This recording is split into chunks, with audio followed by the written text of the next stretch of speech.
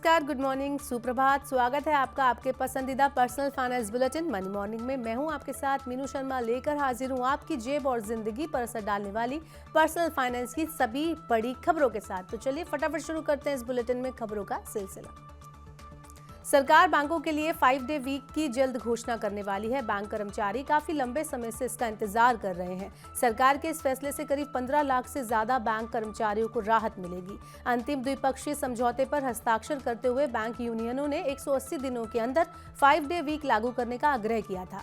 सरकार ने इस प्रस्ताव को समर्थन दिया है और अब केवल घोषणा करने के लिए उपयुक्त समय का इंतजार किया जा रहा है। और अब लग रहा है कि वो समय आ गया है जब सरकार आम चुनाव के लिए आदर्श आचार संहिता लागू होने से पहले इसकी घोषणा कर सकती है।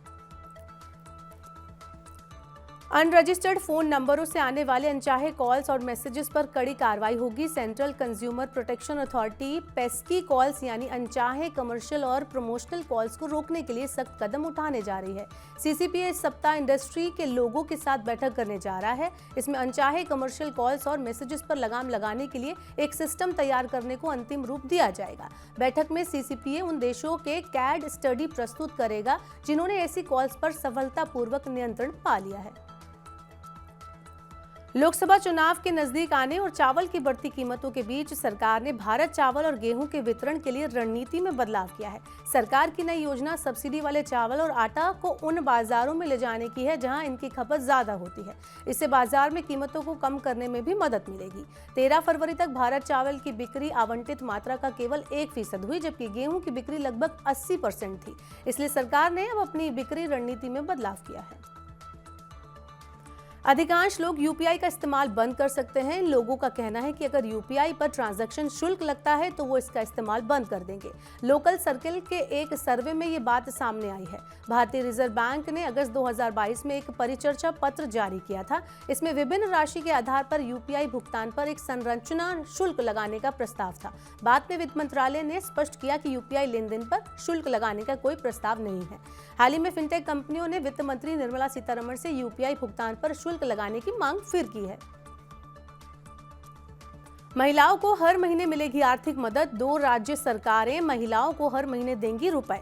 दिल्ली में आप सरकार 18 साल से ज्यादा उम्र की महिलाओं को हर महीने 1000 रुपए देगी। वहीं हिमाचल में सुक्खू सरकार 18 साल से ज्यादा उम्र की महिलाओं को हर महीने 1500 रुपए देगी। दिल्ली की वित्त मंत्री आतिशी ने वित्त वर्ष 2024-25 के लिए 76,000 करोड़ रुपए का बजट पेश किया। भारत से 64,000 टन से ज्यादा प्याज यूएई और बांग्लादेश को निर्यात की जाएगी। ये निर्यात नवगठित सहकारी कंपनी NCEL द्वारा किया जाएगा। प्याज के निर्यात पर अभी प्रतिबंध है, लेकिन सरकार कुछ मित्र देशों को एक निश्चित मात्रा में इसके निर्यात की अनुमति देती है।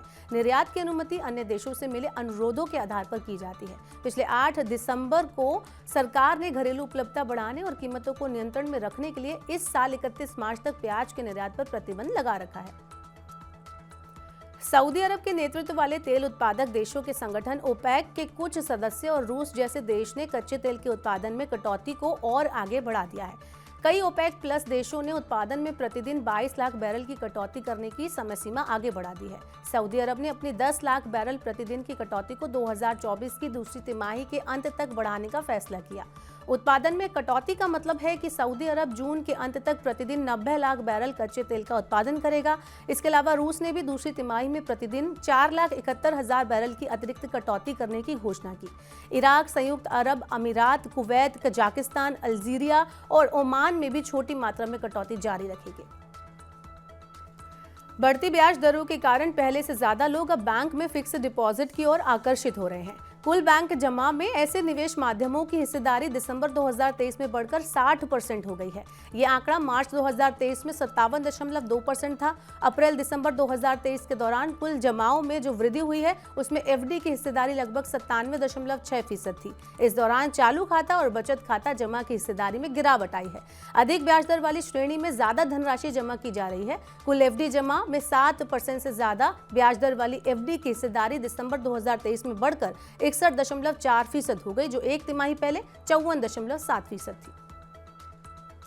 PM mega integrated textile reason and apparel park विकसित होने से इस क्षेत्र में बड़ा एफडीआई आकर्षित करने में मदद मिलेगी। साथ ही बड़े पैमाने पर रोजगार के अवसर पैदा होंगे। सरकार विभिन्न राज्यों में 7 पीएम मित्र पार्क बना रही है। ये पार्क तमिलनाडु, तेलंगाना, गुजरात, कर्नाटक, मध्य प्रदेश, उत्तर प्रदेश और महाराष्ट्र में बनाए जा रहे हैं। इन पार्कों के माध्यम से लगभग 70,000 करोड़ रुपए के निवेश और 20 लाख रोजगार सृजन का लक्ष्य रखा गया है। भारतीय कपड़ा बाजार का मूल्यांकन 12 लाख करोड़ रुपए आंका गया है।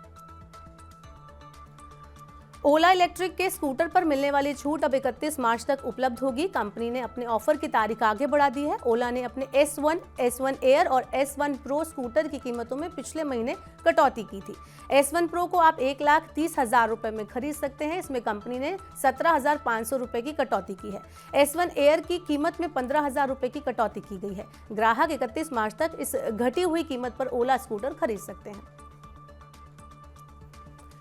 पिछले 10 साल में पान, तंबाकू और अन्य नशीले पदार्थों पर खर्च बढ़ा है। लोग अपनी आय का बड़ा हिस्सा ऐसे उत्पादों पर खर्च कर रहे हैं। पिछले सप्ताह जारी घरेलू उपभोग व्यय सर्वेक्षण से पता चला है कि कुल घरेलू खर्च के एक हिस्से के रूप में पान, तंबाकू और नशीले पदार्थों पर खर्च ग्रामीण और शहरी दोनों क्षेत्रों में बढ़ गया है। शहरी क्षेत्रों में शिक्षा पर खर्च का अनुपात 2011-12 के 6.90% से घटकर 2022-23 में 5.78% रह गया।